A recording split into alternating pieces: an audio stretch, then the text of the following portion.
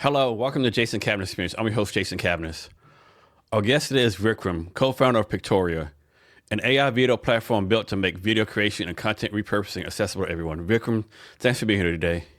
Thank you, Jason. It's a pleasure. So I always try to start off hopefully it's a softball question with all my guests. Can you talk about either how you take care of yourself or what you do for fun, like maybe some of your hobbies? Absolutely. Being in the Pacific Northwest, one of the coolest things you can do is get outside. So I try to get out as much as I can. So hiking, skiing, kayaking, whatever we can do outside, weather permitting. So it's a good one because it takes care of yourself, and then also it's fun being outside in nature. And then anything physical, running, yoga, meditation. I'll do like all kinds of self-care activities. So how often do you go kayaking? That's more in the summer. So I Summertime. would say, yeah, summer, maybe a few times in the summer. Yeah. You have your favorite skiing spots? My favorite here is Mount Baker. Okay. Mount Baker is so beautiful. Yeah. It's the best, and it's never crowded. Oh, it's not? It's never very crowded. Okay. Yeah, this is a beautiful place. Like Seattle gets a lot of negative stuff all the time, but man, when it's and of course November, January, it's kind of tough to be here, right? But like when it's nice here, it's like very nice here. Like today, it's Yeah. beautiful outside. Yeah, Yesterday was nice. Yeah. yeah. So how often do you make a concerted effort to take care of yourself? Is it like part of your plan? Like is it like in your calendar, so to speak? Like, hey, like spend time every day doing something like to take care of yourself? Absolutely, absolutely. I take at least an hour of some kind of physical activity, and then about 30 to 40 minutes of meditation. That's kind of on my routine every day, and then getting out hiking over the weekend for sure. Why is that two-part question? Why is that so important to you? Why do you think so many people in general tend to okay, I know it's important to take care of my health, but events take over and they don't do it? You have to make time for it because you're right, events do take over. It's energizing for me. Like I think the rest of the life becomes possible because I can do all of this stuff, and then also vice versa. Then I do all this stuff so I can work, so I can take care of myself as well. And for your meditation, that's the everyday thing also? Yes, absolutely. That's 7 days. And do you have like a meditation person you follow, some kind of meditation app, or you just like? I have a lot of people I follow. My wife is a meditation teacher, so she'll lead sometimes my meditation practice. Sometimes there'll be people we follow. My favorite is Tara Brach. She has a podcast and she usually have a meditation, like a 30 to 40 minute practice after that I'll do. And there's a bunch of other people, like in that Buddhist tradition, Thich Nhat Hanh. There's a bunch of other people that I really like their meditations. Nice. So neither one of us are in the 20s anymore, right? Have you found it like harder as older you get, the more to take care of yourself physically? It feels more important now. And yes, definitely it is. Like being outside, going for a run is not as easy anymore. Going on a hike gets you tired, or skiing gets your knees wound up. So absolutely, but I think I feel more important that as you get older to do it more and to move about. Yeah. So how many times a year do you go skiing? Do you go skiing or snowboarding or both? I ski. Okay. Yeah. So in the season, I'll try to go 3 or 4 times. Okay. In one of the ski areas. And you take a weekend trip with your family, you just like do a one day thing? It's a day trip usually. Yeah. That's one thing about being in Seattle, like everything's so close. Yes. Like the ocean, you go deep sea fishing in Westport, that's like 2-3 hours away. Mountains like close, yeah. Exactly. Yeah. Everything is day trips right now. Yeah. I remember one time I was in South Lake Universe or something, right? And I was walking, I seen these 2 young ladies go out to this store with like snowboards. Like, man, it's like, where you going? I thought, whoa, and I forgot like how close the snow was, right? It was sunny and said like, what are you doing snowboards? I'm like, oh shit, like yeah, there's probably just a day trip you're doing, right? The same day you can kayak and you can go snowboarding. Yeah. How long you been meditating? At least 15 years. Oh wow. Yeah, it's a decade. And can you talk about maybe some of the personal benefits you've gotten out of it? So I'll tell you with some of the things that I feel like things have changed in my personality. I feel more connected, more present, more open. I feel happier. I feel calmer. There's tons of benefits, and it's been kind of a slow thing. It's not like you start and you see that right away. It's like working out. The muscle building takes a while to Yeah. show up, and to me, meditation is like a mental muscle building to some degree. So in one of your past lives, you're a research scientist, right?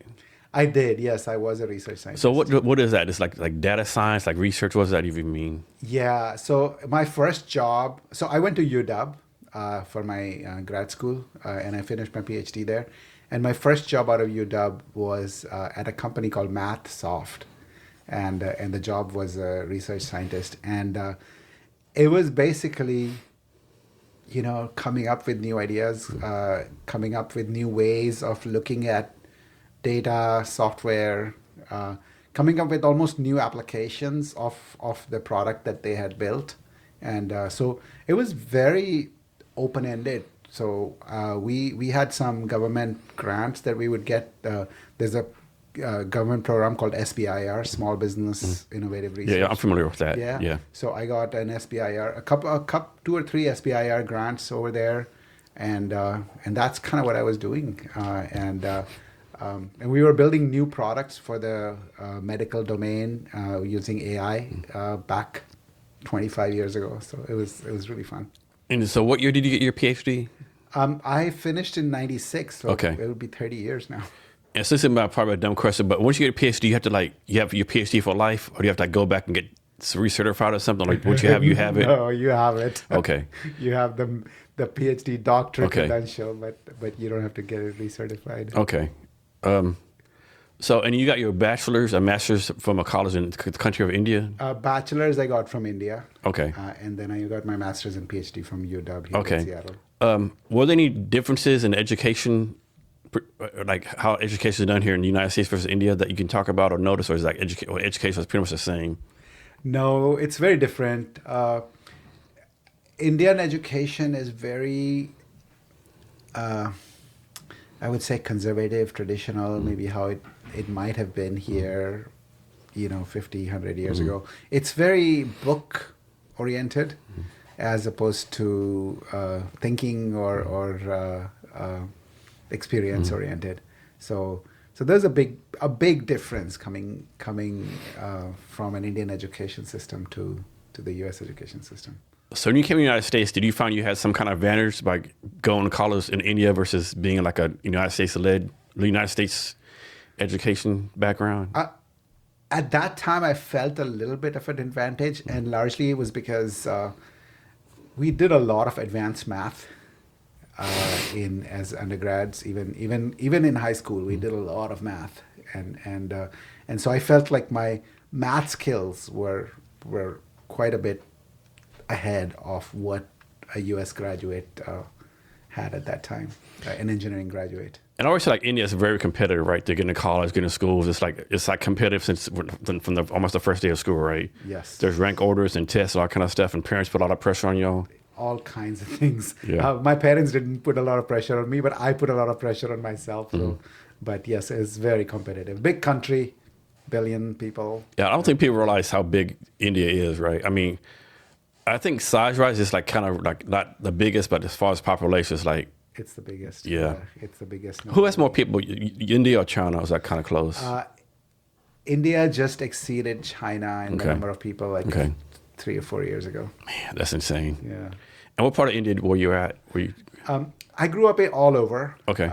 But my parents are from North India. So Okay. just north of New Delhi is an area called Punjab. And that's kind of where they're from. And so why the United States for college versus like England or Britain or Australia? That's kind of, I just said England or Britain were the same damn country, but you know what I mean. After I finished my bachelor's, one of the things I really wanted, I got excited about in college was, my degree was in electrical engineering. And I really got excited about applying electrical engineering to healthcare, medicine.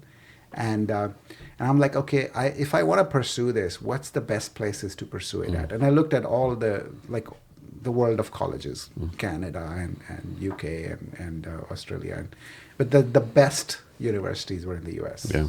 and in almost any field, even now, so the two best biomedical engineering programs there were University of Washington and Ohio State University. So that's kind of, it was Nice. yeah. And was it like really competitive for you to get accepted to the University of Washington, and you had to go through all the immigrant stuff you had to go through, or? Yeah. There's a bunch of, like, there's a GRE that you have to take. Anybody applying to grad school has to take. But additional things that we had to do was like a test of English as a foreign language, and then of course you had to get the GPA right, all that good stuff. But the biggest part, as in any college education in America, is it's expensive. Yeah. And my parents couldn't afford to pay for it. So fortunately, I was able to get a fellowship from the University of Washington. Okay. So that paid for my education here and gave me some grants as well to cover some of the research that I was doing. One thing I always find interesting, like, like in general, it's in like most people think United States schools, as far as like high school, junior high, and elementary, like below par, subpar, whatever. Like we rank like mid-level as far as our test scores and stuff, but yet everyone wants to come to college, right? Always wonder what's the disconnect between how good our colleges are to like how bad our regular schools are perceived, right? I've never been able to figure that out. I know what you mean. Yeah, it's the colleges are amazing and top class, and high school seems to be Not so much sometimes, yeah. But also, I think we look at averages and average scores versus the top high schools are probably really good. Yeah, as good as that's anywhere true. in the world. Yeah, That's a good point. Yeah, a good point. So you were like 18, 19 when you came over to the States? 22. 22. Okay, that's right, 22. Yeah. And this, you came here, obviously you came here by yourself and to Seattle, and yeah, I came here by myself to Seattle in the fall. It was very nice the first few days. Yeah, and then the true Seattle came. Yeah, but then I met as I was doing my grad school, I met my wife here, and she was in Seattle, and she's lived there, and my to-be wife at that time, and we dated for a few years, and then I found a job here, so it kind of this became home, and then I. How often do you go back to India? At least once a year, if not more. Yeah. All right. And as far as like off topic, I'm guessing the Indian food here in the United States is totally different from real Indian food. Actually, it's very good now. Okay. By the way, like I gotten a lot better, especially in areas where there is a lot of Indian population, like Seattle is now become. There's a lot of Indian population now. So when I came way back when 30 years ago, it wasn't that great Indian food. Okay. But now, as the population Pretty close now. It's very good. It's very good. You can find some restaurants that are as good here as you might find in India. But my favorite restaurants, Indian restaurants, are in actually Vancouver. Okay. Just across the border up here, and they have the best Indian food. Even like I think that some of the restaurants are better than what I've had in India too. Nice. And then can you talk about some of the culture shock you had moving here from India, if you remember them?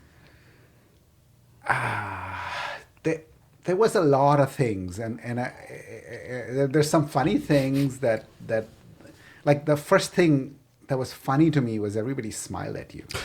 That doesn't happen in India. People don't just smile at you.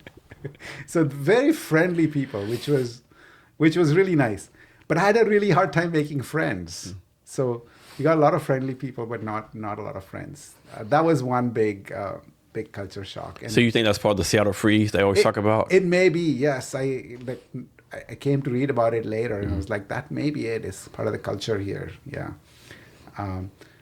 But I went to Texas recently, since we're from Texas, and it was an opposite experience. Oh yeah, definitely, yeah. It was like people were so warm. In Texas, they say, "Hey, darling, how you doing? Hey, honey, what can I help you with?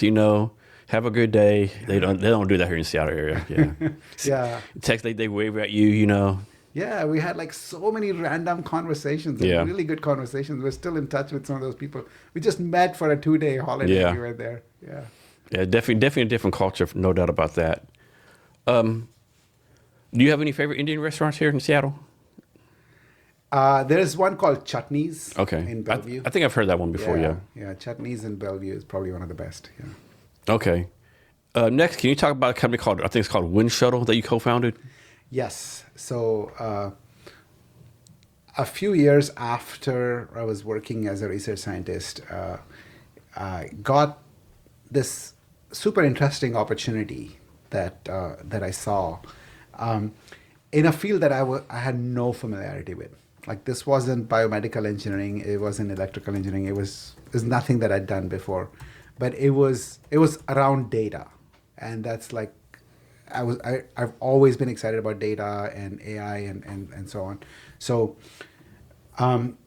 it was the whole premise of Wind Shuttle was that it made it really easy to connect SAP with Office type applications, especially Excel, and SAP is used by every big company that you probably heard of, and there's an SAP HR module since you're in the HR tech space. There's SAP Finance, accounting, supply chain, everything for a big company like Nike or Starbucks. They run their business on SAP, the backend systems, and but at the same time, the users run on Excel. Everybody uses Excel, and so there is a big pain point in you have data in Excel that needs to go into SAP, or you have data from SAP that needs to come into Excel for analysis or reporting and stuff. And there was a big pain point that we saw, and we found this tech that really solved this very effectively.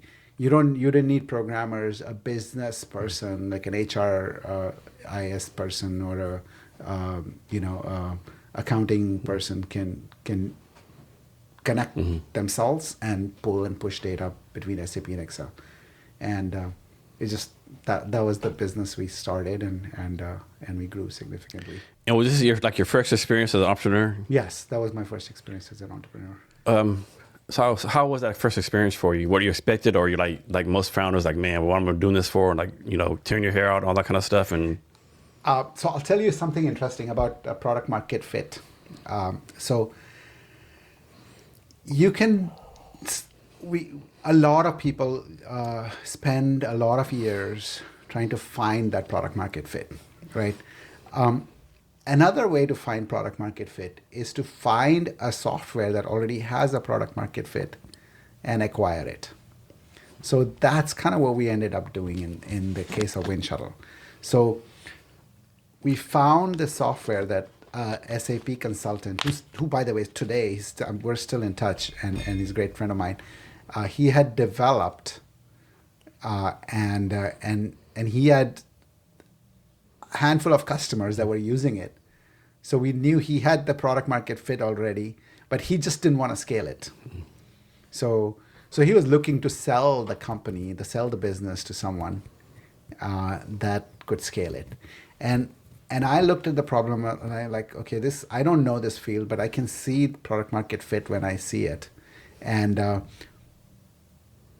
it needs capital infusion. So it ended up like a couple of us came together. We put our houses on second mortgage. We acquired this technology from him, and then we built the business on top of it. So it was like a business built on an acquisition rather than from 0 to 1. I would say it was from like 0.1 to 1. And so, and what happened to the business? You sold it, you shut it down, or something else? So we grew it significantly. Like when we bought, there was like 5-6 customers. When we grew it over the next 15 years, we had about 300 employees at the peak, and we had about 10,000 customers, and then we sold it to a private equity firm. Okay. Yeah. So everybody kind of had a decent exit. We took some investors along the way. Nice. And how long was the company? How long did you have the company? About 15 years. Okay. Yeah. Nice. So next, can you talk about your work with the K-12 education in underserved communities? Yeah. So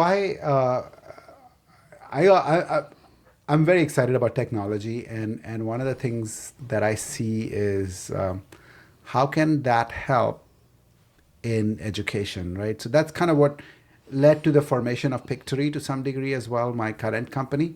But also, I started volunteering with a few different organizations, especially around education in India and how we can help, how technology can help.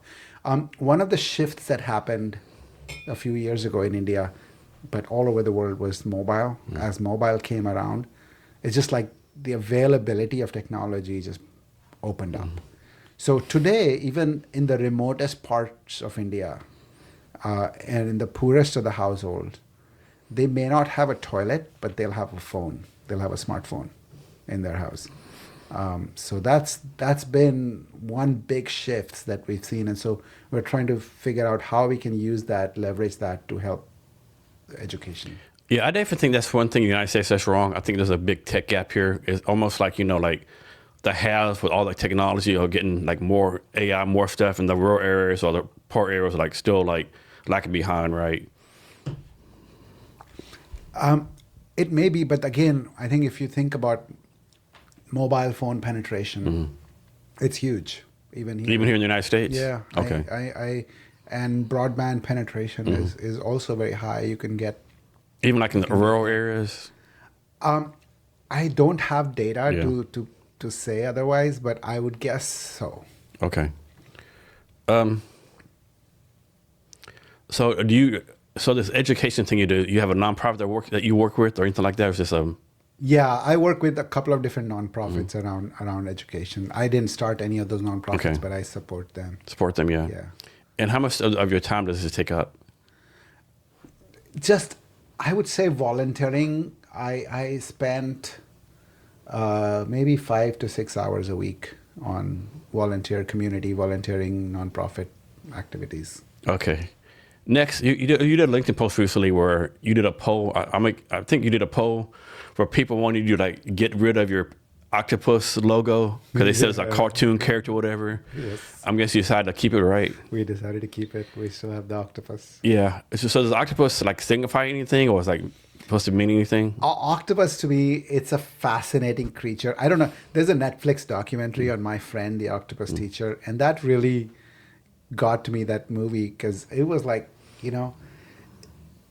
it's a completely different creature. And that's like they're really really smart too, right? They're smart. They're super smart. Yeah, and they're the farthest in our evolution chain. Like, so they say like the branch from which octopuses come from and the branch from which humans came from, they diverged long ago, really long ago. So if you're likely to meet an alien, it might be an octopus. Yeah, I mean, So different. I always joke like if aliens do come, they're gonna go to octopuses first for us, They might, yeah, they might look like them. I don't know, but and then they're smart, and then they're multifaceted, like multiple hearts, multiple arms that do independent things. I always thought it was crazy. They could go like the littlest hole right there, could fit the whole by this little hole and escape and stuff. That's exactly right, and it's like a perfect. I think for AI, it's like a great metaphor, right? I mean, you have this artificial intelligence or alien intelligence that can do so many different things in such a different way. So does someone reach out to you and say, hey, you should change your logo, or like how did that even come about, that discussion? Inside the company, there was a lot of discussions like, okay, if you're going to sell to larger companies. If you're going to be a real company. Yes, exactly. The octopus may not fly. Yeah. And your brand color is purple? Yes. Why purple? What's the reason behind that? I don't have a good reason. Purple just looks good. Just like the color? Octopus, yeah. Okay, cool. So next, you're also on the board of a YMCA too, right? Yes, that's part of my community volunteering activity. I think it's in Snohomish, Snohomish County, yeah. Is that where you live at? Yes. Okay. Talk about what you do with them. So as a board member, like a lot of it is, talking about the why to the community, because people think of why as a gym, and I use it as a gym and swimming and use it as a gym, but there's so much that the why does around the community, like they do food drives during Thanksgiving. Like we had a major, like we did 20,000 meals, and we delivered to the community who couldn't afford meals around Thanksgiving. Like that, you don't think of why associated with those kind of activities. So I get involved in all the different kinds of activities. Like right now, I'm doing something really fun there. At the end of the month, we're gonna do a teen hackathon. We were talking about tools like Replit and Lovable and stuff. So I'm going to teach teens vibe coding. Okay. And then we're going to do a day-long hackathon for teens at the YMCA. Nice. Yeah. So it sounds like a lot of entrepreneurs, of course, they're busy doing their company, but a lot of them find time to do volunteer stuff, right? Why do you think most entrepreneurs like find it important like do the volunteer stuff in addition to all the stuff they're doing with their own startup? I think it's about giving back, but it's more about being grateful and being connected to the community. So what made you successful was not you. Yeah. It was the community around you. And so by staying connected with the community, it feels very fulfilling. Yeah. So next, I pulled this from your LinkedIn post recently. I'm read the whole thing. I want to do a deep dive on this. So you said you did like a blog, not a blog post, but like just a post on LinkedIn. I'll pull this. Remote work fails when companies use it as a perk instead of a system. Values cannot be vague. Communication cannot be operational. Listening cannot be selective. Leaders have to work harder, not less. I think the part right there, leaders have to work harder, not less. I think so many leaders, everyone's at home, and it's like it's the opposite, right? Leaders have to work way more when everyone's not there, right? I literally start my day at 6:30, and sometimes it goes until 9:30 in the evening. Because there are people all over the world. So as a leader, you have to be available. You have to be approachable. And to me, that's what remote works. While it feels like a privilege, it's a lot of hard work to maintain and manage. Yeah. So what are some tricks or trade you've learned as far as like having a remote company? I think one big thing that may be a personality thing, but trust is a big thing. So you have to trust your team to deliver, and because you can't micromanage somebody if you're remote. Yeah. So you have to have full faith that you'll get what you've asked for. And your whole team's remote? Like there's no one that works in office with you and like that? Everyone's like works remote? We don't have an office, yeah. Okay. Any office in any part of the world, yeah. We have a small meeting office, but that's only in Seattle. We have a few people. I definitely think that's some ways people messed up in the past. Like I know you hear like a company be a hybrid, right? But I do think there's goodness. Like having everyone come and like do like a networking, not network, like a what's it called, brainstorming, right?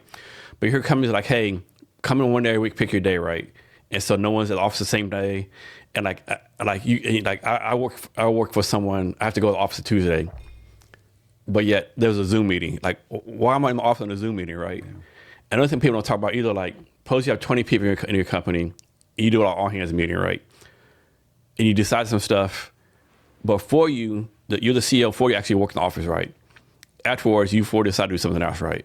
Yeah. I just think there's in like bias if someone's with you every day, right? You can talk about performance, like stuff, but like if you like hanging out with someone and talking about Facebook and the Seattle Seahawks and like is it fair or unfair? It's just the way it is. Like you're gonna have the innate favoritism because you see someone all the time. Yeah. And communication, although it's the density of communication rises when you're face to face. Like you and I are talking face to face. We can look at each other's eye. We can see what's connecting, what's resonating versus not. There's a lot of value in that. Don't get me wrong, but you don't need to do it just for that sake. You have to break it up. Like we did a all hands in person meetup in Thailand, like because people are everywhere in the world, so we have to figure out a place where we can all meet. So once every couple of years, we'll kind of get everyone together in one place, and that was an amazing experience because you work with all of them, but you don't see them, and we got 3 days of time where we were able to work in person and look at each other. So I have to ask, like Thailand, I've been there a couple of times. Thailand's a great country, right? How in the world did you balance 3 days of work with having fun, right? Because to me, it's kind of hard like focus on Victoria when like Thailand, all the Thailand stuff is right there. I know. We were in an isolated beach resort. Okay, so that made it easier. It made it a little bit easier, but Yeah. it was a beautiful beach right there. So, but anyway, we balanced. Like folks went out in the evenings, and Yeah. we were working all day, and then people were still checking their customer support issues and all that stuff, and yeah. So of course, all the stats show that remote work has been proven, and people actually do more work, all that kind of stuff. But like, how do you actually like know that your workers are doing what they're supposed to do, right? Like, So it's this is the hard part, right? This is where you have to have the metrics and measurements that show that, hey, the productivity is there, right? So like we have lots of dashboards around that. At the end of the day, what matters is, are we moving our KPIs? It doesn't matter whether you're delivering with 4 hours of work in a week or you're working 80 hours. As long as you're meeting your deliverables and the company is meeting the KPIs, that's the key thing. why do you think there's so many companies like JP Morgan, Amazon, who are like, okay, and others like, I know remote work works in theory, but come back to office? Do you think that's more like they've spent all the money on real estate and they need to justify the real estate spend versus actual KPIs and stuff? It may be, and I don't there may be other reasons. In the finance industry, there's probably a lot of reasons why people need to be in the office. They can't access resources outside that. There is another value that people have in that innovation, brand new things. There is a lot of value in kind of having people together, brainstorming ideas and stuff. It has to be executed that way. Like, save those all hands meets, those in-person things for innovative things, and again, I think the jury is still out and what works. And for us right now, remote first works great. We were able to hire talent from everywhere in the world, which is amazing. How many countries do you have employees in or people working in? I counted, it was about 8 countries. 8 countries, okay. And then, and like these countries, like why did you pick to hire from these countries specifically? Or just how it worked, just random? It's a little bit random, but also there's like at my previous company, Wind Shuttle, it was in Seattle and in India. And so those two are kind of those two locations or those two geographies, US and India, became, because all our initial staff at Pictory was from Wind Shuttle. So we kind of have and then people know each other in those locations. They'll bring their friends and former colleagues together, and that's why it kind of, there are a couple of areas where we have critical mass, and then as we open jobs and people apply from everywhere in the world, we'll look at everything. And you're based on Seattle time, like everything's based on Seattle, like meetings and stuff like that, and not always. Okay. Not always. That's why sometimes I'll take meetings late in the night. Also customers are everywhere in the world. So if somebody wants to meet at 9:30 Seattle time, I'll meet. And so one thing I think, if everyone works your office, I think it might be easier to actually fire someone because you see what they're not doing right, whatever. It's just kind of easy. Hey, Jason, come in. You're not working out. We need to let you go, right? But is it harder to do that remotely, right? Because it's kind of messed up to fire someone over Zoom, right? So I know it feels. Firing anyone is hard, is regardless. But obviously you're not going to fly to India to fire someone, right? No, we've done it over Zoom. So I mean, it doesn't seem. I know you have to do it that way, but I mean, just something about it doesn't seem right, I know.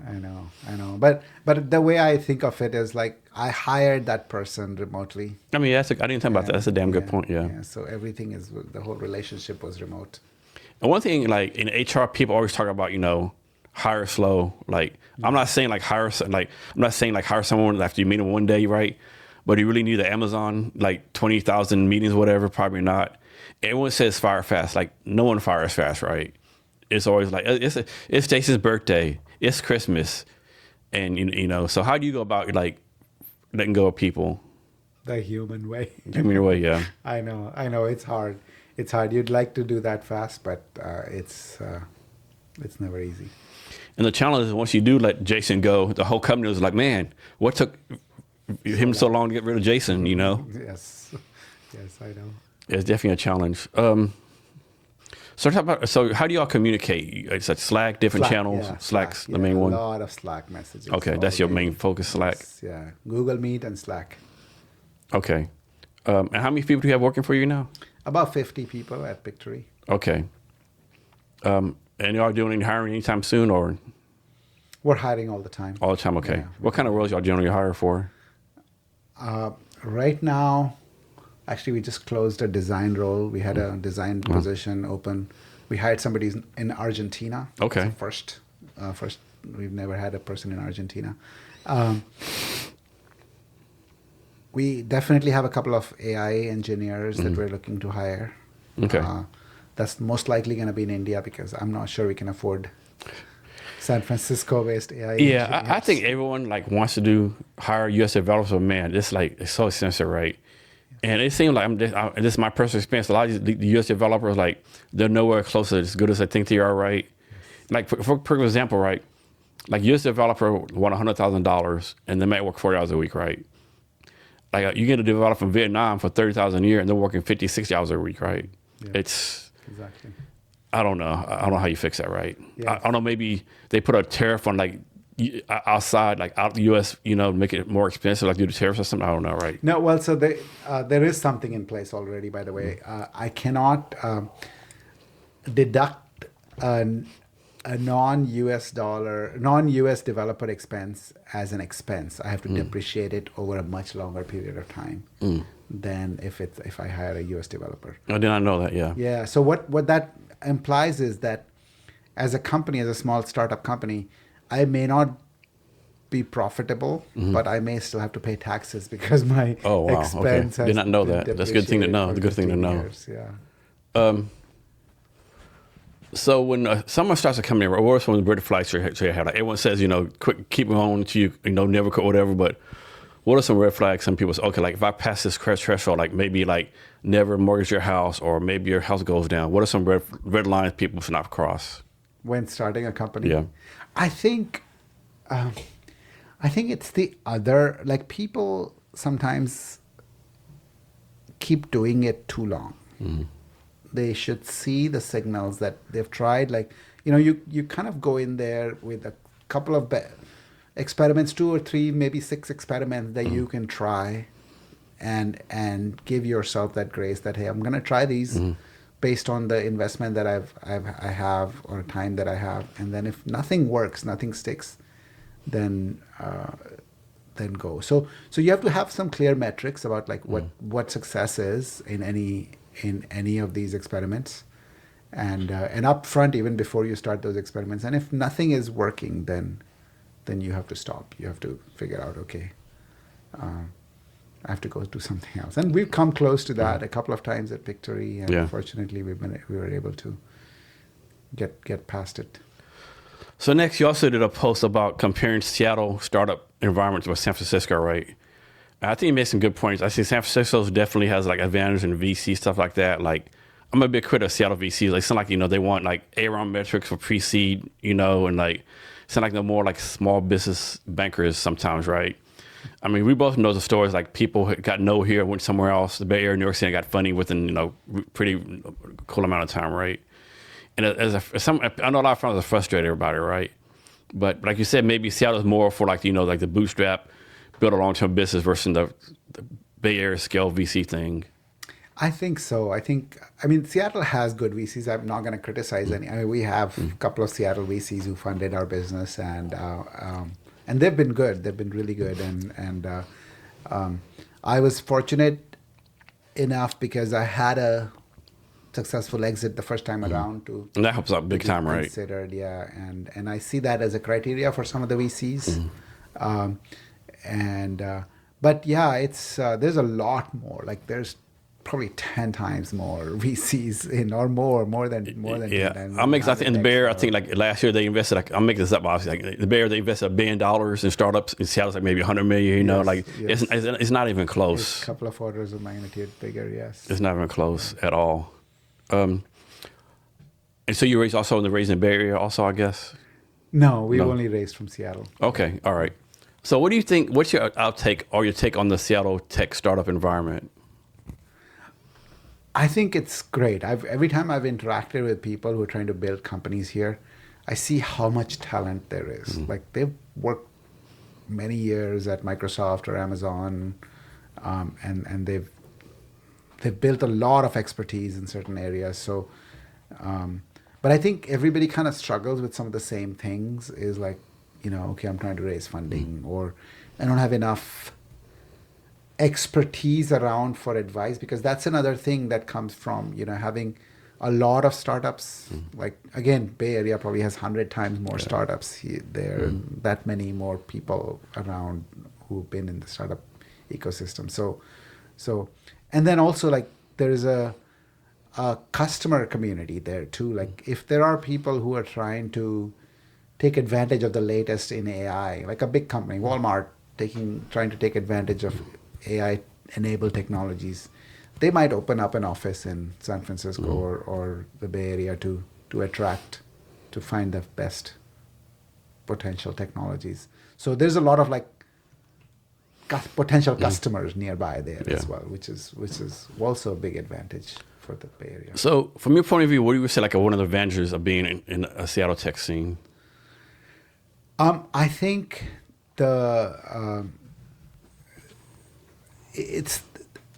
there's if you're gonna do things in a different way, if you're gonna do things in a more bootstrap way, if you're gonna do things that that you want to build longer term value, and you want to attract talent that you may not get that kind of talent in the Bay Area. That like a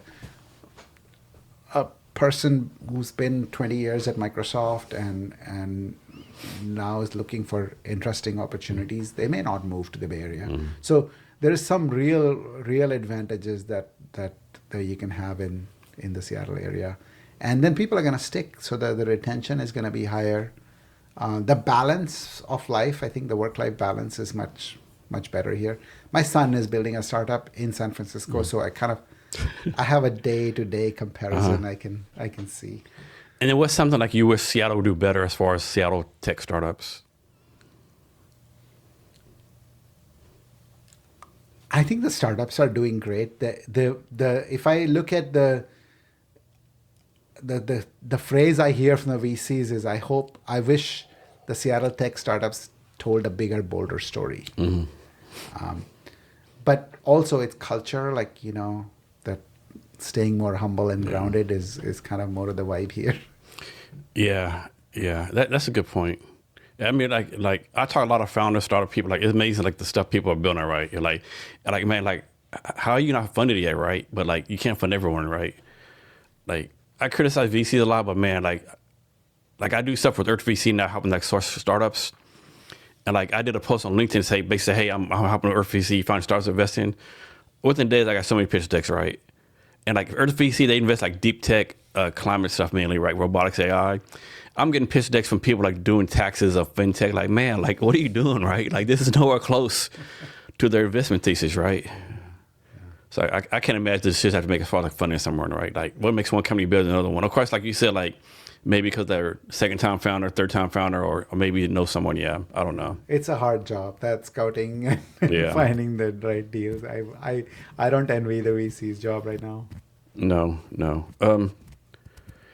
And obviously your company's like worldwide, right? We're worldwide, customers, employees, everything, yes. Okay. But headquartered here. All right. So back to remote work. Go talk more about how remote companies like yourself, you need to work harder and not less.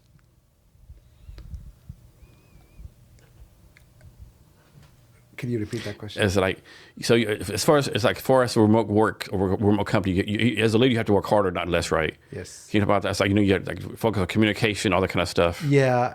And it's, I think here's the hardest thing I feel. The hardest thing is culture. Building culture is a hard thing anyway, and building culture remotely, it's just 10x harder. And that just means a lot more meetings, a lot more being on the phone just all the time. and being on all the time. So I think that's what makes it hard and not less work. So what does it mean? You always talk about democratizing video creation and content repurposing for everyone. What does that even mean? Like, how do you democratize video creation? Yeah, so making traditionally video has been the purview of certain videographers, designers, people who can pick up tools from Adobe or Final Cut Pro, and that's hard.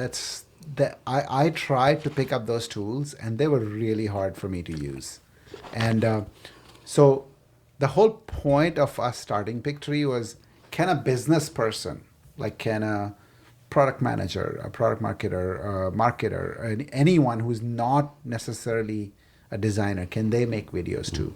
Because we feel like videos are everywhere now. The demand for that is not getting lower.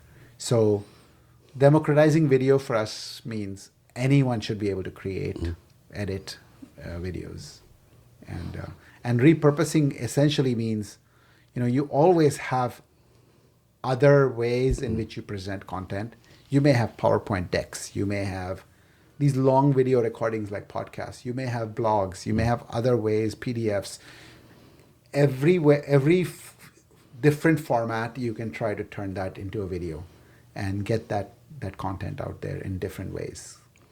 And so you have a lot of stats, like 3.2 million stories, 183,000 hours of video created. These stats, I guess, coming from like internal dashboards that y'all have? Yes. Okay. So we have, because we have a lot of customers. We have, over 30,000 paying customers and then millions of free users and stuff. So we get a lot of people using the product over time, and then we have dashboards that we maintain internally. And so is this for like enterprise companies or anyone from one person creator, like doing something, whatever it is, to like large companies, or is it like specific audience you go after? So the specific audience really is around the use case, but the size is not that much of a consideration. So the use case specifically that we focus on is training. So sometimes training content is being built by a one-person company. Sometimes it's built in a L&D department at a large company, and everything in the middle. So what happened? Talk about the point in time where you're like, okay, I might have something at Pictory, right? This might actually work. What happened? What was like the case that like sparked that? Like, okay, I'm on the right path. I might have a successful company here. Yeah. So when did we realize product market fit is your question. We started out again with the thesis that, hey, business people need a way to create videos easily. And I was one of the potential users. Like I wanted to build it for myself, and my co-founder is in the similar boat. So we started building it, and we built something. We showed it to a lot of people, and we talked to a lot of people. So the problem resonated very quickly. That, hey, if you had a solution to this problem, we would buy. Everybody said it. Like 100% of the interviews said that. We built the product, and we tried to go to the same people we talked to before, and we showed them, and like nobody told us directly that, hey, they're not interested, but that's the problem a lot of founders have, right? Yes. They get that positive feedback, and then they build it, and they're like, they got crickets. Like, yes. Yeah. Yeah. So until somebody actually puts their credit card in, so we got a few people to buy, but it was just not enough to kind of build a business around. And then we tried a lot. Like it felt like pushing rope uphill. We improved the product. We added a lot of features and tried to kind of see. So what we realized what was happening was that perhaps, and this we learned later, that the product was fine. The market we were pitching to at that time was not the right market. Yeah, a lot of people get that wrong too, right? Yes. So product market fit has two components, right? The product and the market. Yeah. So you can get one right, but not the other. So we tried selling that same product that we had built to a different market. Now this time, earlier we were going after larger companies or enterprises and stuff. We did a small experiment to say, hey, can we pitch it to SMBs, to small businesses, to solopreneurs, agencies? And suddenly we saw a huge uptick. So the same product pitched to a different market through a different channel, it worked. And how did you decide? How did you decide like pitch to this different market? It was a Hail Mary experiment. Hail Mary, okay. Yeah, it's like, okay, this is not working. Let's try this. Okay. And we used a platform called AppSumo. I know that. I know them. You know AppSumo, yeah. Is that the one out of Austin, Texas? Yes, With yes. I think Noah Hagen. Yes. Okay. Yeah, he was a former Facebook guy. Yeah. Okay. Yeah. So he and the cool thing about that is it's a lifetime deal. So people buy a lifetime version of the software instead of paying subscription. So there's a lot of people who are attracted to that, especially in SMBs. And I know a lot of companies get started on AppSumo. Yeah. I used to get his like stuff all the time on LinkedIn, Facebook. I haven't seen him on social media for a while for some reason. Maybe my algorithm just like changed or something. I don't know. I don't know that he's still running it, but I know he was one of the founders. Yeah. Yeah, that's cool. Yeah. So what's the fundamental problem you're solving with Victoria? It's the difficulty of creating videos. We're making it easy. Okay. And the second problem that we found with training videos is they're kind of boring. So we're trying to make it. Yeah, just a little bit. Yeah, just a little bit. Yeah. We're trying to make death by PowerPoint or not, death by video, that kind of stuff. Yeah. Yeah, we're trying to make them more interesting, make them more engaging. Yeah. So how does it actually work? Is all AI stuff like that? Like a user says, "Hey, make me a video doing X, Y, Z," and it just does it automatically, so to speak. That's kind of the idea. So you can do in a couple of different ways. You can start with a prompt saying, "Hey, I want to make a safety training video about walking in Pioneer Square," for example, and it'll come up with a script. It'll use a combination of visuals from, like, we have a huge library that we've licensed from Getty and Shutterstock. So the AI will search the library first.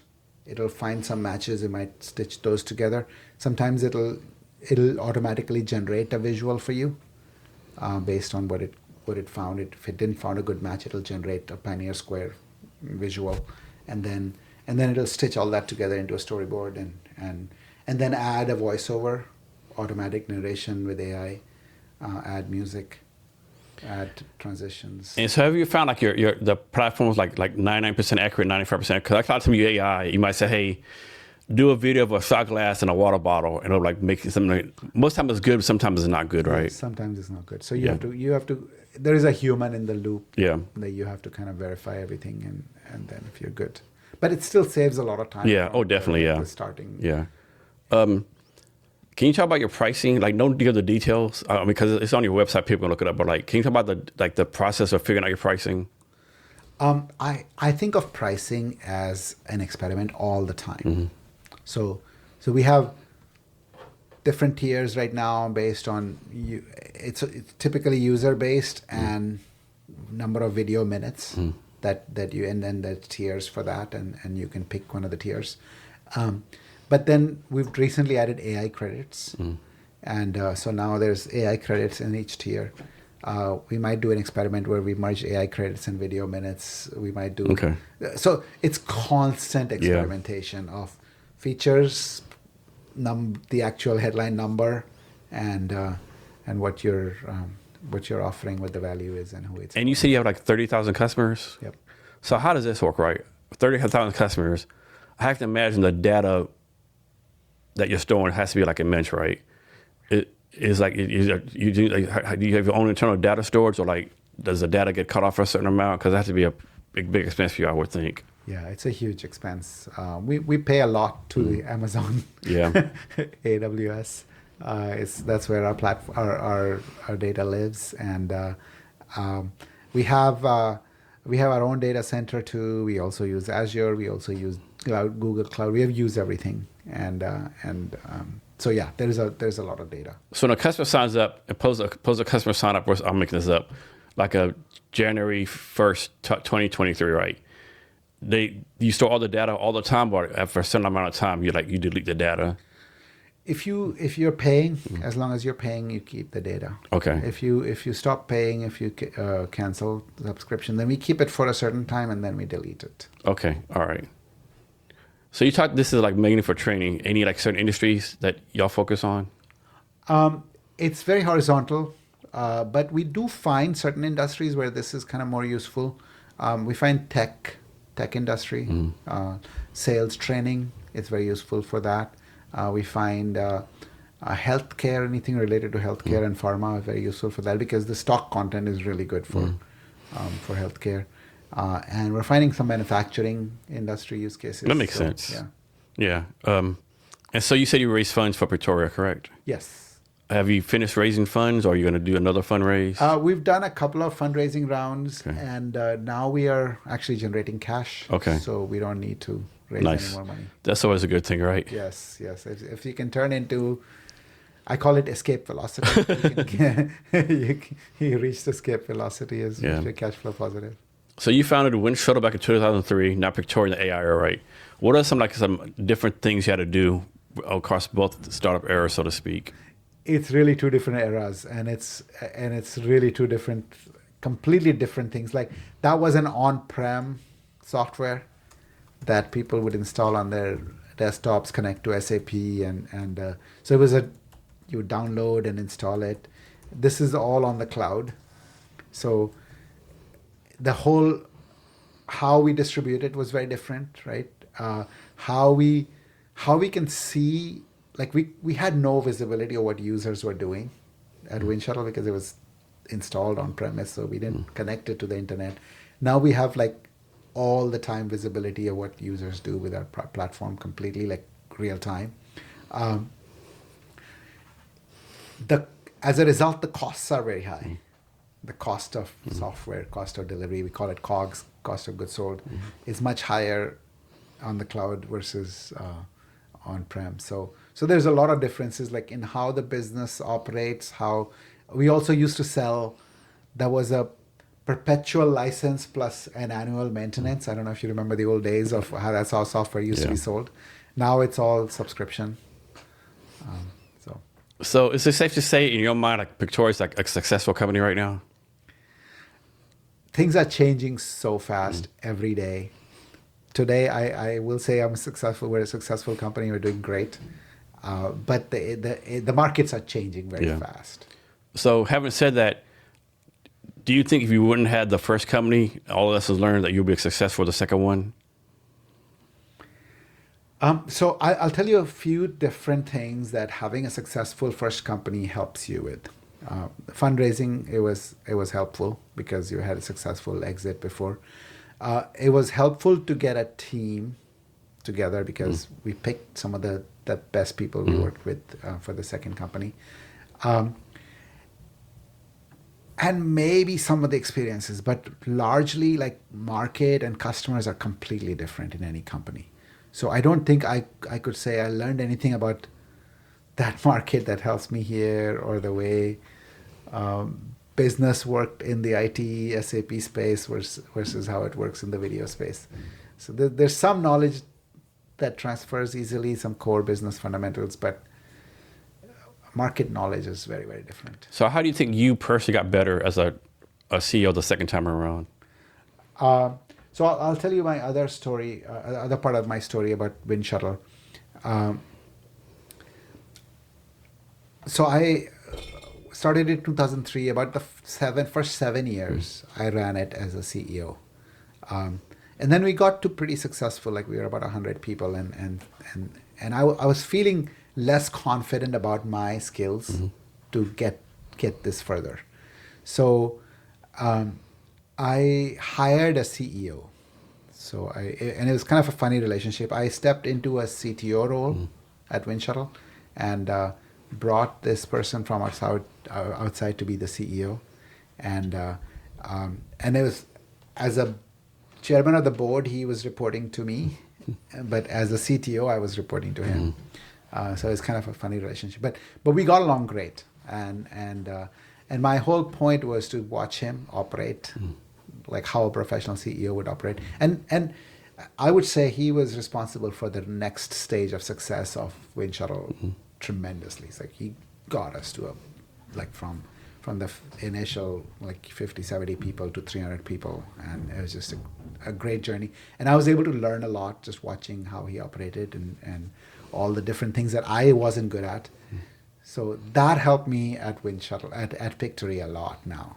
In that, okay, here's how I'm going to do things. One thing I realized is I want to lead it now. I can do it. I have the confidence.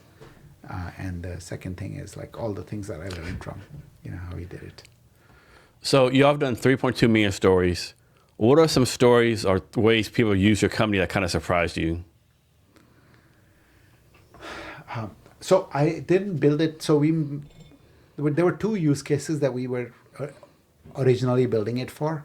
We built it for marketing videos, which is obvious, like promotional videos and stuff like that.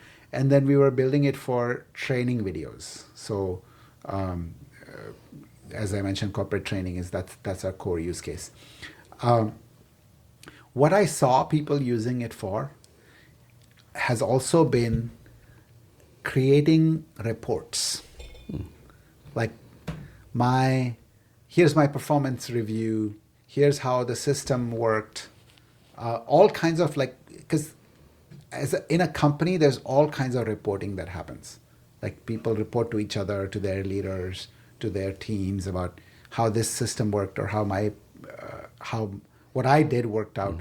So as I was looking at some of those videos, I was surprised. I'm like, this is not a training video. This is not a marketing video. It's actually a feedback or a reporting video. And people were, so I don't have a term for it, but it's just like, we use PowerPoints all the time for giving status reports to our managers or status reports to our teams.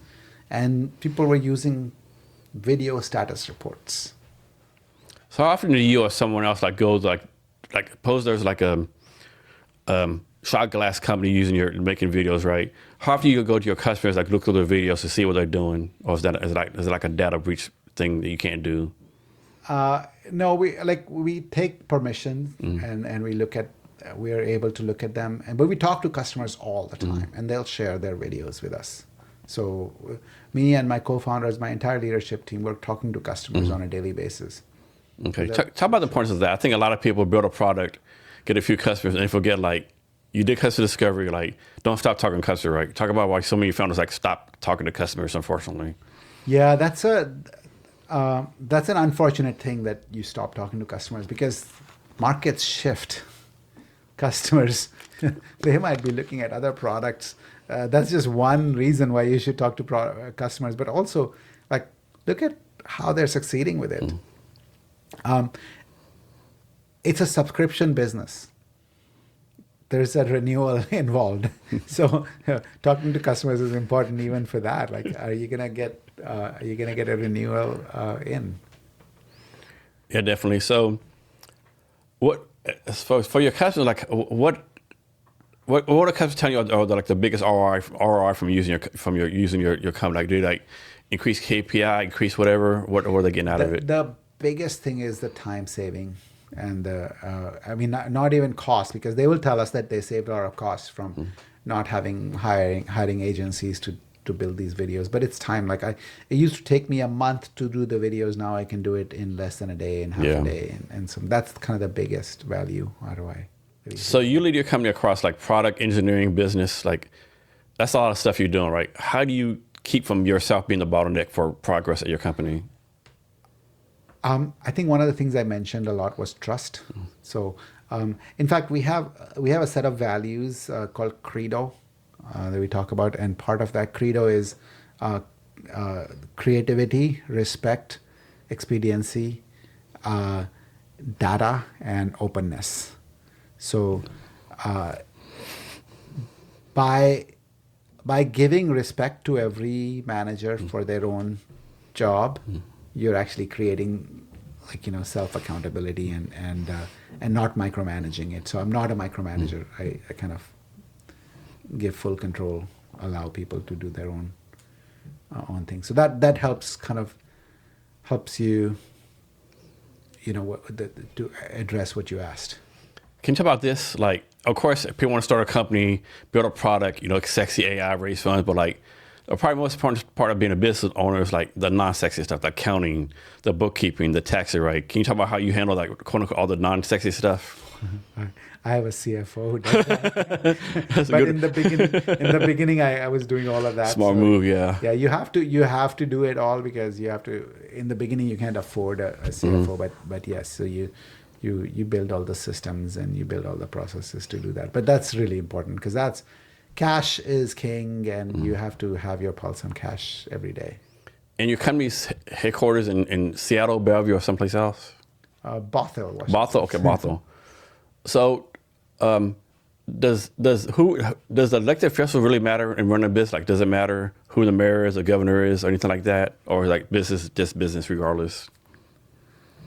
Not in a day-to-day. I don't Yeah. think it matters. I know Seattle has been talking about all these new taxes, and Washington has new taxes under consideration. So I'm not looking at moving, but there has been a lot of chatter in our board and stuff. Yeah.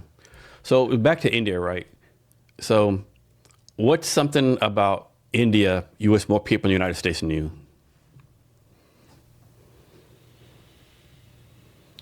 That's a really good question. And I like, we talk about this all the time, my family and I, and it's like, because I just came back from India in January, and there is a big culture difference, of course. The connections that people have with their families are just super strong. And I mean, I can't say 100%, but it's actually like, so that's one thing that I wish,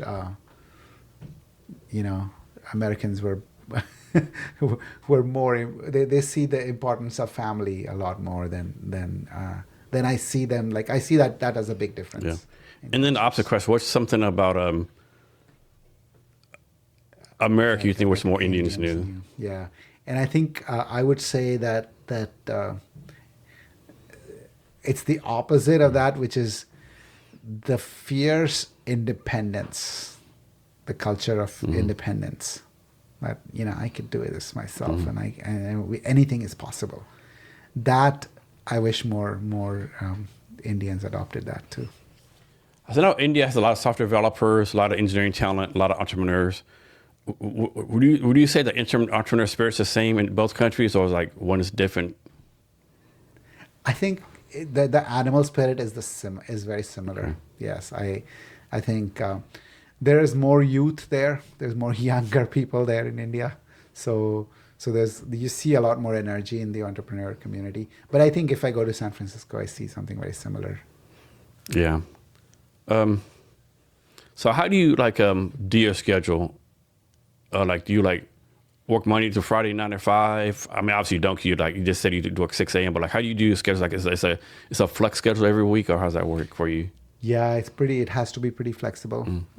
But I try to make time for my meditations. I try to make time for my exercise routine in the middle of the day usually. And then how you go about as far as taking time off? Do you take 2 weeks a year, 30 days a year, take off when you want to, or how does that work for you? No, I do take some time off. I try to take, usually it's like a week or 2 week long breaks, and I'll take it off.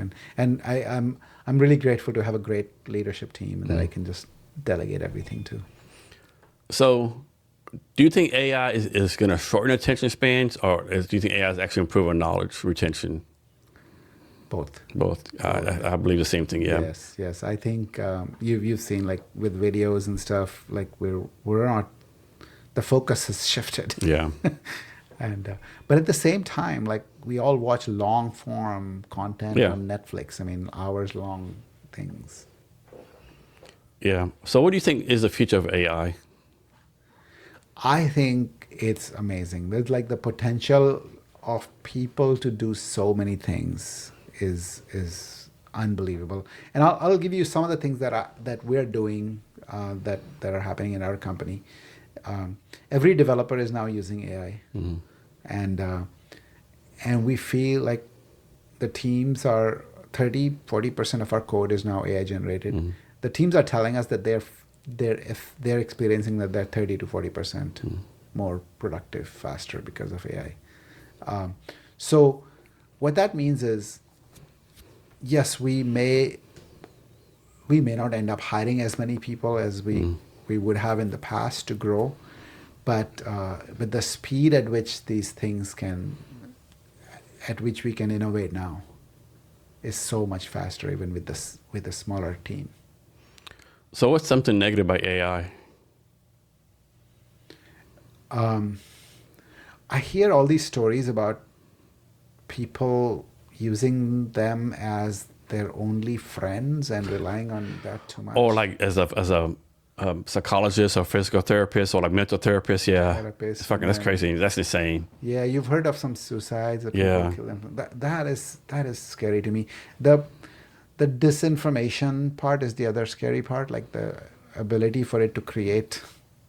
I mean, it hallucinates. I know that in Yeah. ChatGPT, but deliberate obfuscation of facts and stuff that just becomes so much easier. So there's ChatGPT, Gemini, Cloud, Google, all this other stuff. Do you have a favorite one that you go to? Is like your go-to? ChatGPT, Gemini, both. I have also used Manas I haven't heard that recently. I one. mean, US Facebook just bought them. Meta just Okay. bought Manas, and for certain use cases, I find that very useful. But yeah, ChatGPT is my go-to. We have an enterprise license for it, so Oh, we, do you? we all have Okay. rolled it out to everyone. But then Gemini, I'm finding a lot of good use cases for. Yeah. So what advice you have for anyone like wanting to start an AI company?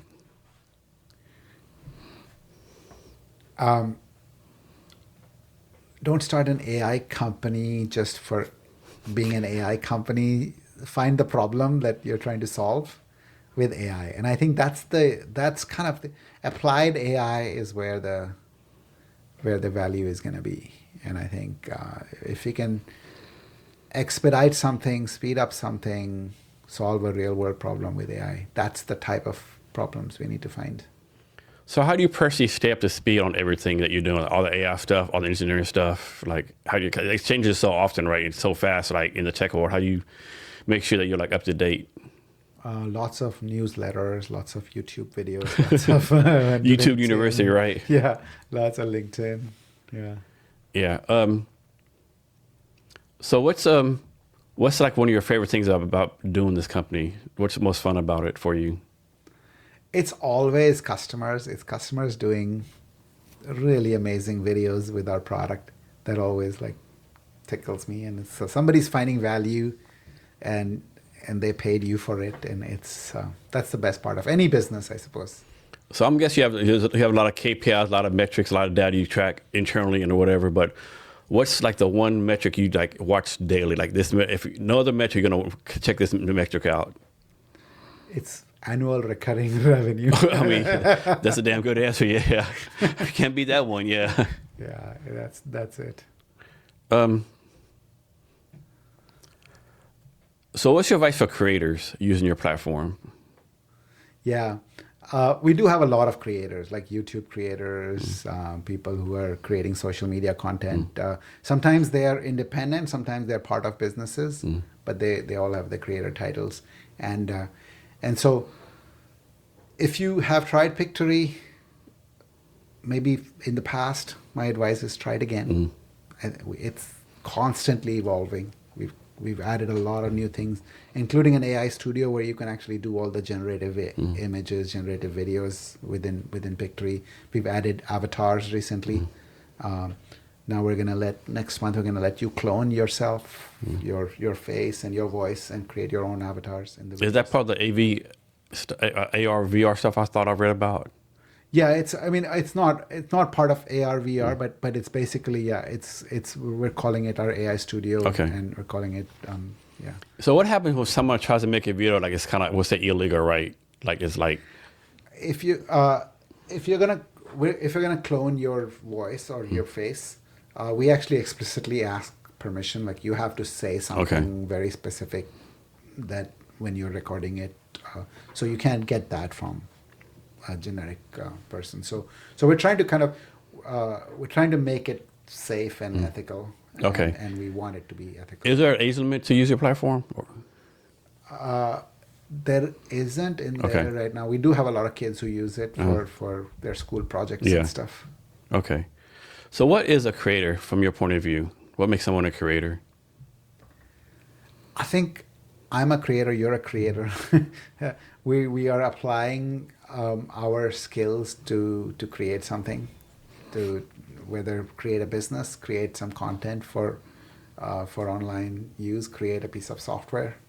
And we have a lot of creators. Is there a difference between being a creator and a builder, or they're kind of interchangeable, creating and building? I see it interchangeable, but if it's a person building a house or a building, I don't know if I'll call them a creator. So I would say more applying your brain to create something. Do you have any mentors? I have a lot of mentors. Yeah, some of them are on my board members. Others are just some friends. My wife is a great mentor. And are you mentoring anyone? I mentor a lot of startup founders as well. Yes. And how's that go for you? How's that work? It's really fulfilling in multiple ways. I think the feeling of being able to speak from experience and have a light bulb go off in their head is amazing. It's the greatest feeling. I mentor my son, my daughter-in-law. They're both running their own startups, and they'll call me like, okay, I'm facing this challenge. What should I do? And I'm like, I'll give them some piece of advice that I've learned from the past, and it'll be really eye-opening for them. And I feel like it's very gratifying.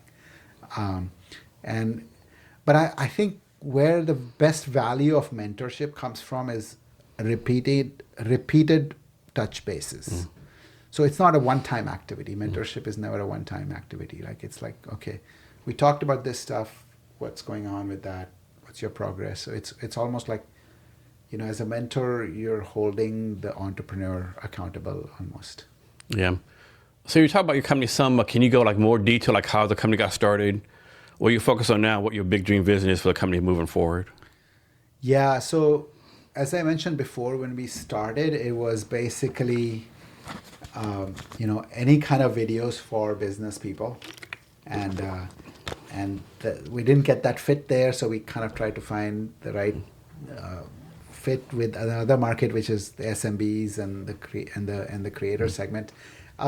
Where we are now coming back to is the larger companies, and that's our vision for the future. Is more and more training teams within corporates using Pictory, and that's kind of our goal is to try and make those corporate training videos more engaging, less boring, and allow people to make it really fast, and everything, and using AI for doing all of those things. And does your pricing change on the size of the company? Like, you charge more for enterprise versus a one-person startup? Yeah, the enterprises, there's the several features that only enterprises care for. So then we have a separate pricing for that. Okay. And I guess, like you said before, you still experiment with pricing, you still validate pricing almost on like a monthly basis almost? Quarterly. Quarterly? Yeah. Okay. What's a company that uses your platform that you're like kind of surprised to use it? Like, it's like industry like you would not expect to use your platform?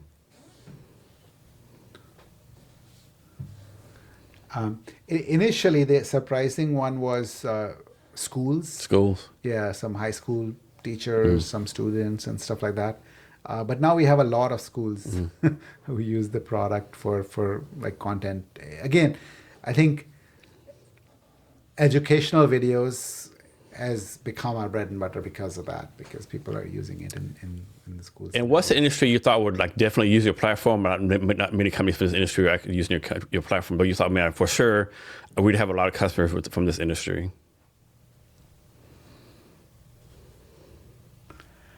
I would love to have more customers in the manufacturing industry. Okay. We have a few, but just not enough. One other industry that we haven't been able to somehow penetrate, I would love to figure out finance and insurance. Okay. Like that one is, there's a lot of training need there. Yeah, definitely, yeah. Good corporate training. So how do y'all do your marketing, right? Like, we have a lot of different marketing channels. So like the three or four big strategies that we use are, of course, the paid advertising, like, search and social search, as well as Google search and stuff. Then the second one is we have a lot of affiliate partners. So a lot of people who run businesses who have a lot of following and they want to tell their world about Pictory, and then we pay commissions on every sale. So that's a big part of our business, of our customers, new customers coming in. The third one is, and it's a mishmash of things because we call it organic, and organic is everything. It's like SEO, AEO now with the answer engines, and also social media. So a lot of LinkedIn. I'm very active on LinkedIn, as you've seen. And how do you do your sales? I'm guessing you don't cold call or cold email people with your platform. Like, how do you go about actually doing the sales? So right now, most of the sales happen like inbound. People request they want to talk to sales, and then we have one of my founders is leading the sales effort. Okay. Yeah. And so, do you also live in Bothell? I live in Bothell, yes. So the company and you live there, right? Is Bothell, do they have their own like separate Seattle tech community, or is Bothell considered part of the greater Seattle Bellevue Tacoma society? It's greater Seattle. Yeah, Okay. It's greater Seattle. And it's, I think Bothell has a couple of tech parks there. And it's not known for tech, it's more known for biotech. Okay. So there's a lot of biotech companies in Bothell. Bothell, like what, 30 minutes north of Seattle? Yes. Okay. Yes, yeah. And they have a camp, like a branch there too, University of Washington, right? Yes, UW Bothell, yes. It's like a separate campus though? Yes. Okay. Yeah. It's very nice, very beautiful, small campus. Yeah. And your PhD is in engineering, correct? Was it electrical engineering? It was biomedical engineering. Biomedical engineering, yeah. What got you? Why do you pick that PhD for? While I was doing my, I'll tell you the story about it, because how I first got excited about AI. So I was an undergrad, and there was a paper that came out that described something called a perceptron, and that paper was written in like 1985 or something, and it was the first paper about neural networks, and I read that about when I was an undergraduate, and at that time, what the thesis of that paper was that, hey, we've learned something about the human biology that we can bring into computing, and we can try to simulate the human brain in computers, and like that just completely flipped me. I was so fascinated by that. It's like there's something in the human brain that we can simulate now, and actually make computers do some interesting things based on that. So I got very excited about that. So I got interested in AI from that, but I also got interested in biology. Like I would love to learn more about biology and how I can apply some of this engineering stuff that I was learning in the healthcare, in the medical domain. And so that's kind of what got me excited to apply to biomedical engineering for my grad school. Do you think there's an industry that will not be affected by AI?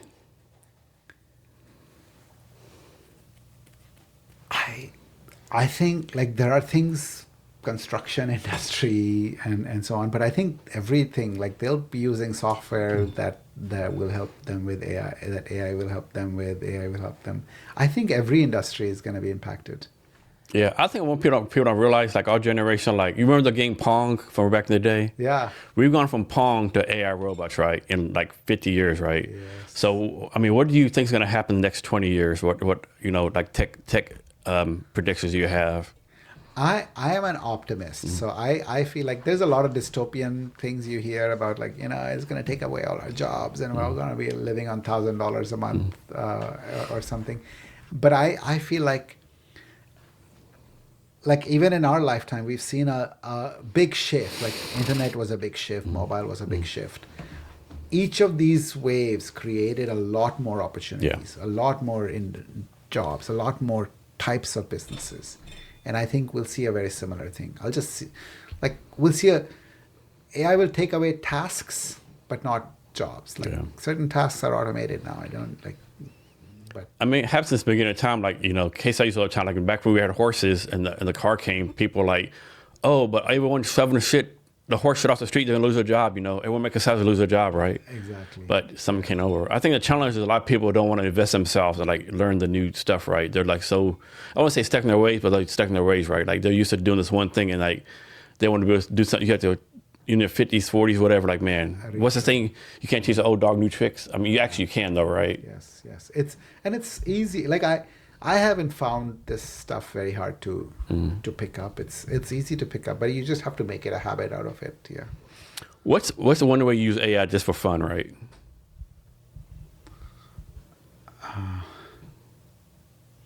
This hackathon that I'm doing, I built the whole website with the Replit. Nice. For registration and stuff like that. I wanna build some games and stuff with that as a part of the hackathon. Yeah. But so yeah, I'm always exploring things. Just like, okay, what are the fun applications we can build with? Have you used Cursor? I haven't used Cursor. I know a lot of people know they either use Cursor or Replit. I was going to ask you if you use both. Which one do you like the best? No, I've only used Replit. I've used Lovable a little bit. Yeah. But you're a big Replit fan? I'm a fan of Replit. Yeah. Okay. Yeah. We built a new product in our business where our first 2 iterations of the product were completely done on Replit. And then then we got the engineers involved, and they also completely used. So how much coding knowledge does someone need to have to use Replit? None. Not much at all. Okay. Yeah. But where it starts getting tricky is if something doesn't work, and then you have to figure out why it's not working. Yeah. It gets tricky. So that's where I was like, I'm glad I have some coding knowledge so I can go back and do this. And then scaling it. We haven't built anything for production use because we did get the developers involved in eventually. But I bet scaling something for production use is gonna need some more technical chops. What's your take on vibe coding? Because this is my thing. Like, people will always ask for vibe coding, but I was like, man, you better remember vibe coding. But can you actually scale it right? Yes, scaling is the big thing. Yeah, because vibe coding, it's like, I don't know. Can you actually scale it? It's great for POCs. It's great for proof of concept prototypes. How about is it good for MVPs also? Yeah, I think so. I think you can get. I used to use a lot of tools, even before Figma. Like, I'm not a designer, so I didn't even use Figma, but I would hand draw. This is how I envision. Yeah, definitely. The steps and then communicate that to the designer or the developer. And now I just, instead of doing that, I just wipe code a very basic proof of concept almost. It actually comes out even better than what the designer might have come up with. Yeah. How long does it take for someone to become like an average developer, you think? These days, probably weeks. Weeks, yeah. But when we were growing up, with being a developer, it would take years of coding and practice and learning. You have to like, suppose someone's been developing, suppose you learn how to develop, like, for say in 1999. Only they think like you learn how to do it in 1999. You had to do all the stuff involved. Now you see these kids like coding like all this stuff within minutes, right? Yeah. It has to be frustrating. I would think, right, man, what was this back in 1999, right? Yeah. But it's great. Like that's where I think kids coming out of college who know how to use AI, they all do, I think, now. Yeah. But I think they can be very productive employees very quickly. So talk more about this hackathon, like when it's going to be, what's it about? Yeah, so it's on February 28th at the Mill Creek YMCA. That's what the YMCA, my home branch. And it's for teens, so high schoolers usually. And the theme is they're all gonna vibe code apps for other high schoolers. So things that teens can use. Maybe it's financial management, maybe it's better time management, whatever they can come up with. Maybe it's games, maybe it's Roblox things, but teens building things for other teens. And like, you're gonna have like a prize or anything like that, or we're gonna have a prize, cash prizes. Okay, nice. Yeah, $1,000 oh, wow. for the winner. Yeah. That's kind of motivating. Yeah. And can people still sign up for this? Yes. Okay. Yes. I'll get the link to you and push it out. Yeah. I'll share the link. Yeah. Are you already have your judges for this already, or how is that going to be? I have judges. I have mentors. I have a bunch of people signed up to help out. Okay. Yeah. And obviously, you're doing this to get back to your community. But what do you personally get out of doing stuff like this? What's the benefit for you to do the hackathon? I think I see value in vibe coding, and I see value in teaching vibe coding to kids. So to me, the personal benefit is like this lights Yeah. shining in the kids' eyes. And the hackathon is gonna be like a weekend thing, like Yeah, one day. One day. Yeah, we're So saying come in at 9, stay Okay. until 7. and they have to do like obviously they have to build it. They're gonna have to do like a pitch, all that kind of stuff. And They have to do a demo at the end. Yes. okay, do they have to like prove they have customers or anything? Like they have to prove they reach out to someone and like someone actually used it. That would be great. That would be additional value add, but I don't think that's gonna be a That's requirement. probably not realistic, huh? Yeah. And how many people are on the teams? I'm asking for at least a 3 to 4 person team, Okay, but now no more than 6. I'll make it. Like, suppose 100 kids come there, right? Do you assign the teams as they walk in? Like, how are the teams being assigned? I'm asking them to sign up in advance as a team, but if they can't, like if they can't form the team, they can sign up Yeah. individually, and then initially we'll do a little like matchmaking session. 'Cause I would think like if someone comes like 3 people already know each other, that's the advantage. Always 3 people to have worked together. You know. Yes. Yeah. But even if you haven't, like we'll assign teams there.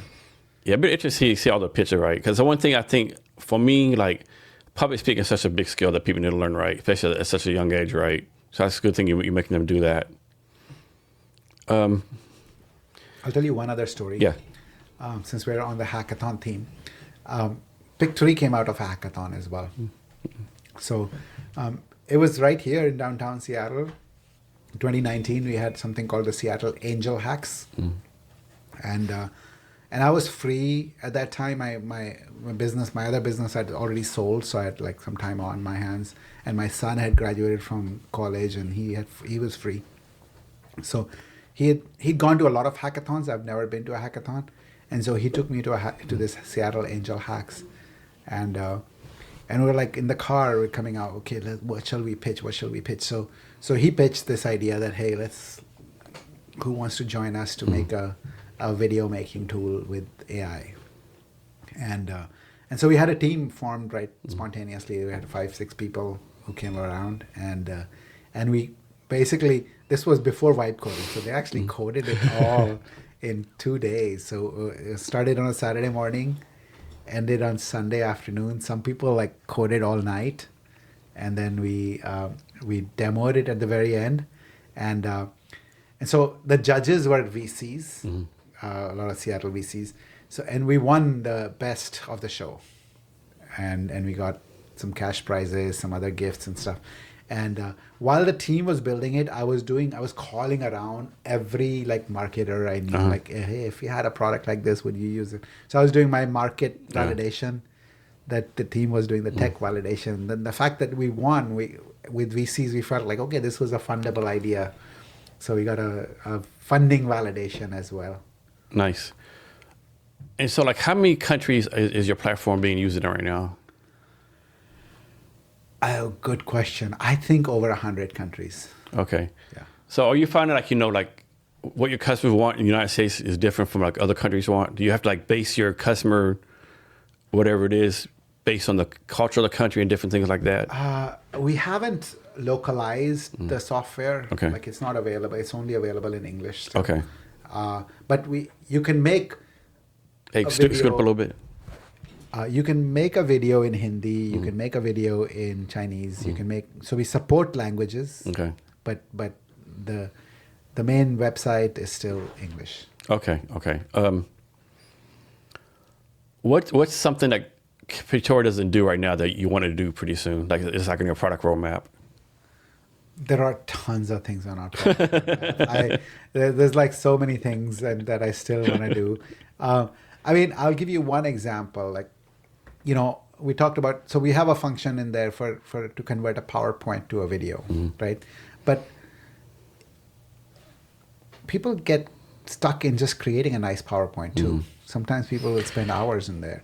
So there are tools like Gamma and stuff which help you create really nice PowerPoints. But I want to have like that experience of creating PowerPoints in there, integrated into that, so that whole, like you're actually creating a video presentation with some nice content and with animation. Like Gamma creates static presentations, and I wanna have like animated things that come up that explain a concept, and so there's tons of things like this on our roadmap that we can make it really easy.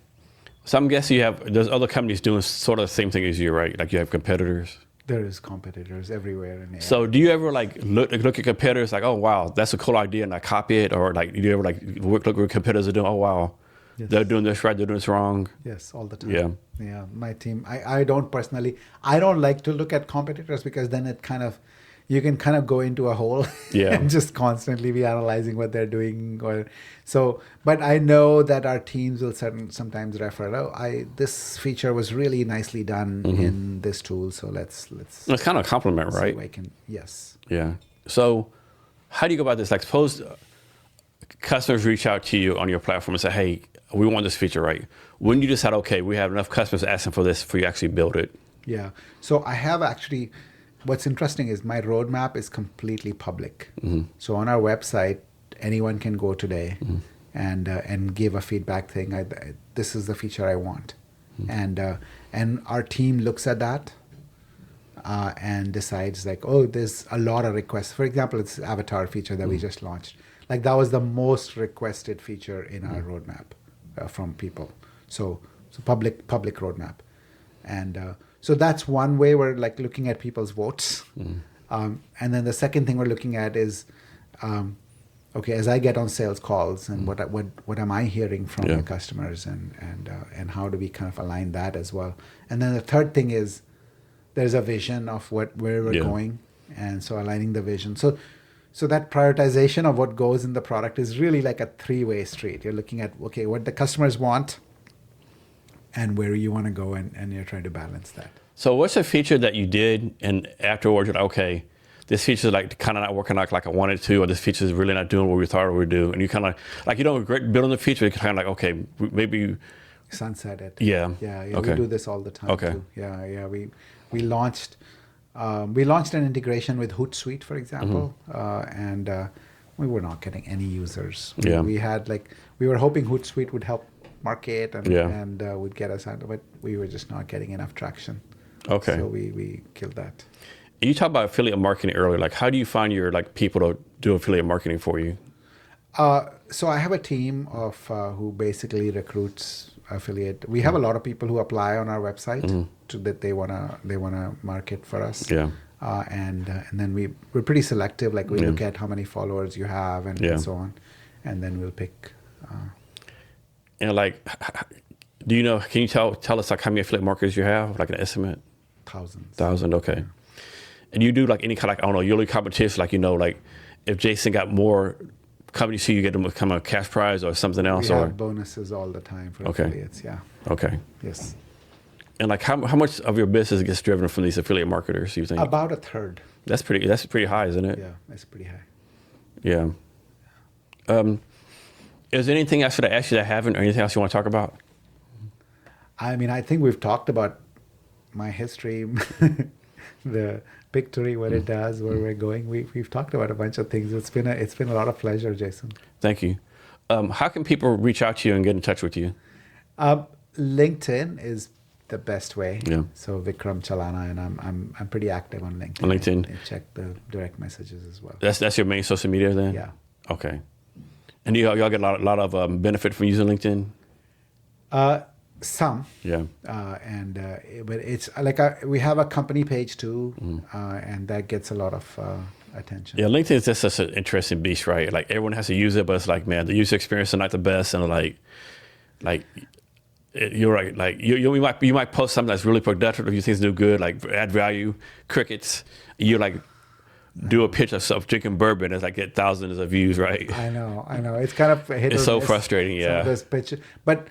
What I really want LinkedIn to do is make a better messaging system. The messaging system sucks. It does. Yeah, it does. Yeah, because I got a lot of messages, and I just I can't sort through them. There's no way to sort. This thing I wish they could do, right? Like me, I get emails, LinkedIn messages all the time.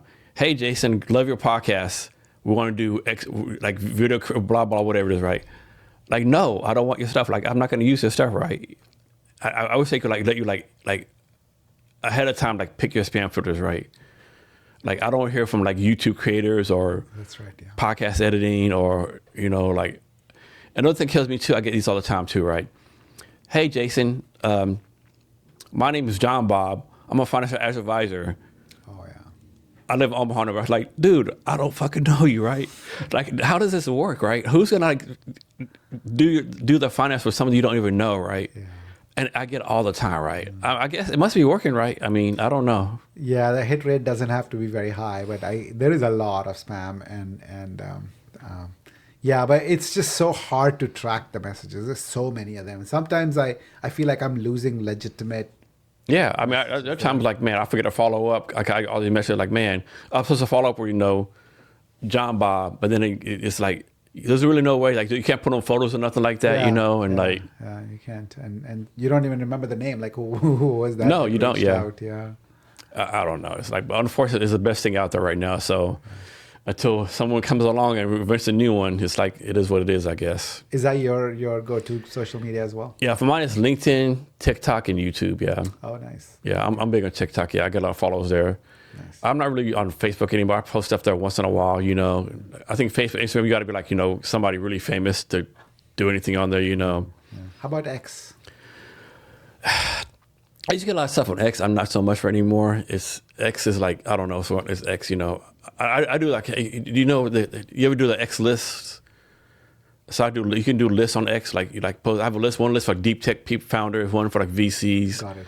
And so you can click on the list and like all those people on your list will come up. So it makes it easier to like post on it, right? But yeah, it's like, I don't know. I think X, I have all these people asking random questions, Of course, any platform, if you're like a good-looking female, you get more engagement versus, I think so.